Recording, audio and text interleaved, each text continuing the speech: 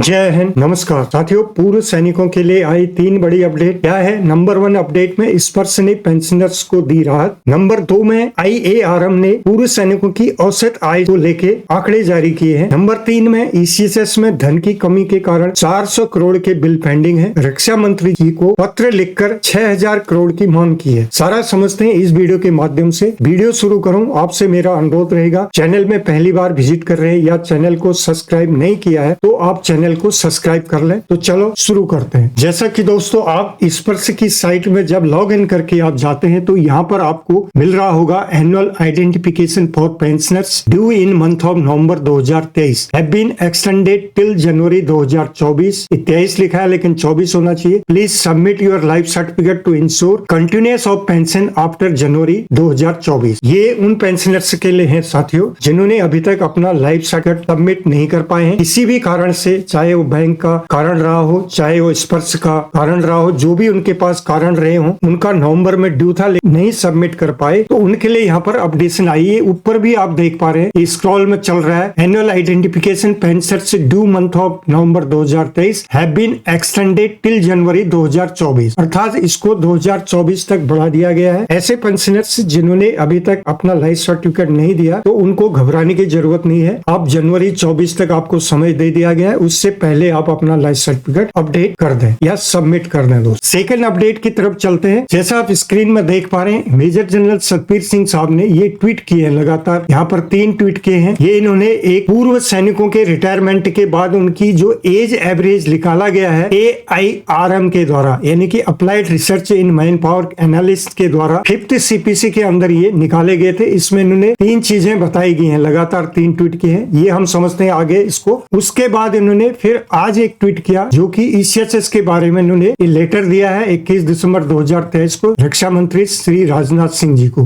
Regarding जो budget है, यानी कि जो पेमेंट है ECHS में उसकी कमी आ गई है, जिसमें बताया गया है कि 4000 करोड़ तक के बिल अभी तक पेंडिंग माने जा रहे हैं और 6000 करोड़ तक की भीतर के अंदर मांग की। इसको भी आगे समझ, इस पर भी इन्होंने ट्वीट किए हैं। 44 मिनट एगो आप देख पा रहे होंगे 3 ट्वीट इसी के बारे में बताया गया है। इन्होंने क्या कहा है दोनों ट्वीट के बारे में सारांश में समझते हैं हिंदी माध्यम से। तो ये रिटायरमेंट के बाद पूर्व सैनिकों की एवरेज एज के बारे में जो बताया गया, उसमें ये बताया गया कि नंबर 1 में 5वीं CPC के दौरान institute of applied research in man power analysis, जैसे मैंने कहा IARM ने सिविल सेवकों की आयु का औसत 77 वर्ष तक आकी गई है। दोस्त, नंबर 2 में हालांकि न केवल सैनिक जल्दी सेवानिवृत्त होते हैं बल्कि उनकी मृत्यु भी जल्दी होती है। सेवा मुख्यालय द्वारा सैनिकों की आयु औसत का विश्लेषण समान कारकों के साथ किया गया, जिसमें पूर्व सैनिकों की मृत्यु की औसत आयु सिपाही से लेकर हवलदार तक 59 से 64 वर्ष तक पाएगी और जेसीओ की 67 वर्ष तक पाएगी, वहीं ऑफिसर्स की 72.5 वर्ष तक पाएगी। दोस्तों, थर्ड में कहा उन्होंने केंद्र राज्य सरकारों और कॉर्पोरेट सिविल सोसाइटी ने सैनिकों के कल्याण पुनर्वास के लिए योजनाओं की योजना बनाते समय इस कारक को ध्यान में रखने का अनुरोध किया, यानी कि जो भी रीएम्प्लॉयमेंट के लिए जो वैकेंसियां निकलती हैं, ये आयु औसत को ध्यान में रखते हुए इसको बनाया जाए और इसको लागू किया जाए। जैसे कि सिपाही से हवलदार की कम आयु है तो उनको जल्दी रिटायरमेंट के बाद उनको अवसर मिलना चाहिए रीएम्प्लॉयमेंट का, जेसीएस को मिलना चाहिए। अब सेकंड में ECHS में हुई धन की कमी, कई बिल हुए पेंडिंग। दोस्तों, हाँ, जैसे कि उन्होंने ट्वीट में बताया है, ECHS को धन की कमी की गंभीर समस्या का सामना करना पड़ रहा है, जिससे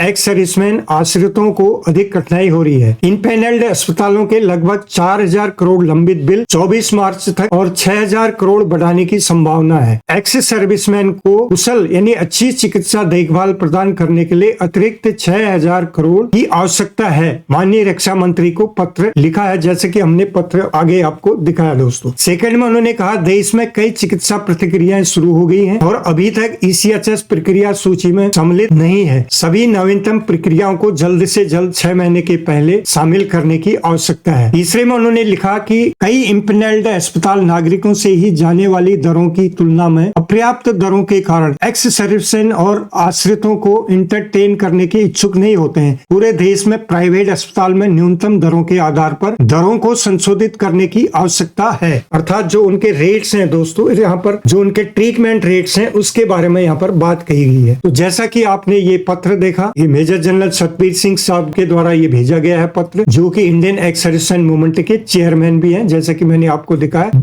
बजट कम है उसको बढ़ाया जाए और ये इनको रिक्वेस्ट की गई है। और ये कॉपी 2 आप देख पा रहे होंगे, तीनों चीफ्स को डाली है और सेक्रेटरी ESW को दिया है और MDSS को भी इन्होंने कॉपी 2 करके ये अवगत कराया है कि जल्द से जल्दी बजट को बढ़ाया जाए ताकि जो पेंडिंग बिल है, रीइंबर्समेंट के जो पड़े हैं, वो जल्दी से जल्दी क्लियर हों और आने वाले समय में पूर्व सैनिकों को इसका कोई परेशानी न हो और उनको इसका लाभ समय से मिलता रहे। दोस्तों, ये थे 3 अपडेट्स। यदि आपको ठीक लगी तो वीडियो को लाइक शेयर जरूर करें। फिर मिलते हैं किसी अन्य अपडेट के साथ, तब तक के लिए जय हिंद, जय भारत।